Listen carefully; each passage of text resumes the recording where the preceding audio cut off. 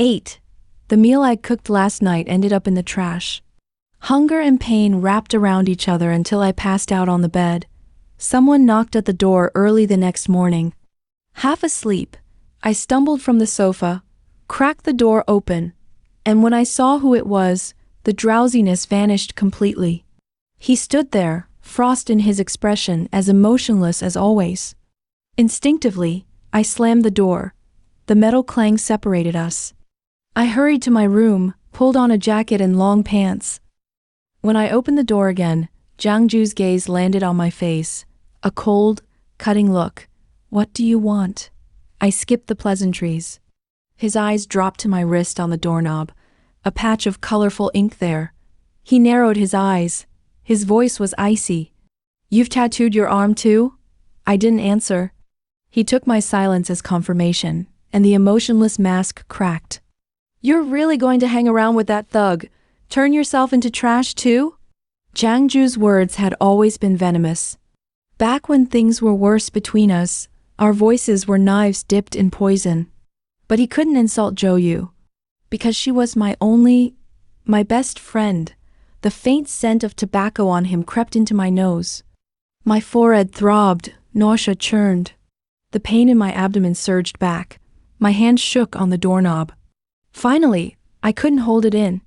But the slap I'd meant for his face was caught. His fingers wrapped tight around my wrist, where old scars met his warmth.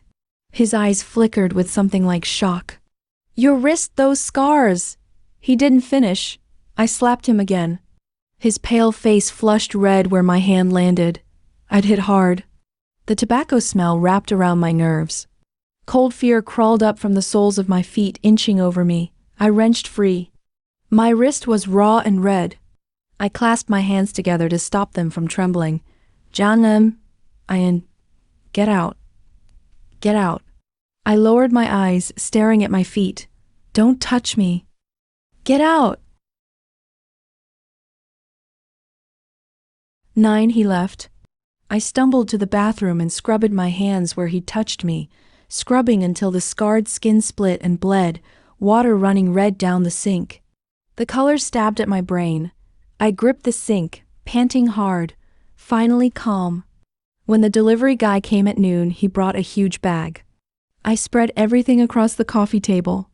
The rich smell hit my empty stomach. 2 days of hunger surrendered.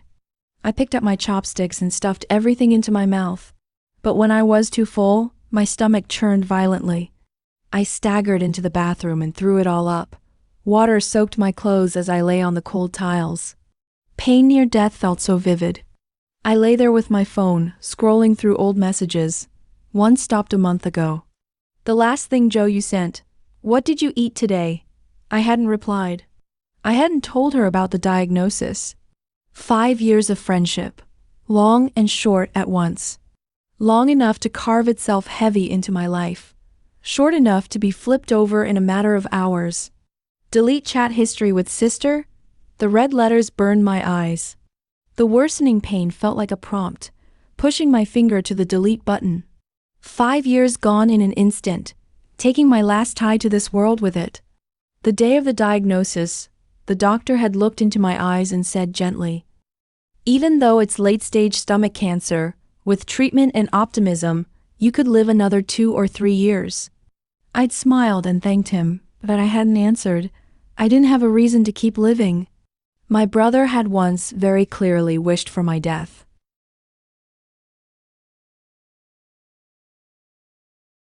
10. I drifted at home for days, not knowing how much time had passed. Starving, binging, vomiting, wasting my life in a loop. When I finally checked my phone, I realized the day was coming. I tidied myself up a little, planning to buy a dress. In the mirror, my cheeks had sunken, my face pale.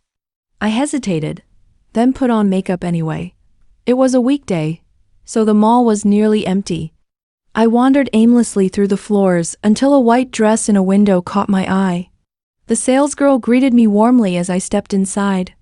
I pointed at the dress, but before I could speak, a familiar girlish voice rang out behind me. "Juje, this white dress is so pretty." Fate's little joke. Tang Yuchu walked in and our eyes met. Her big doe eyes widened and she beamed. Mian Mian, she chirped, like there had never been a rift between us. Zhang Ju stood at the entrance, coldly glancing at me. How nice. The sister from abroad back home, the brother taking her shopping. I smiled bitterly and ignored them. That dress. Size M, please wrap it up for me. I'll take one too. Size M, Tang Yuchu said at the same time. The salesgirl looked apologetic.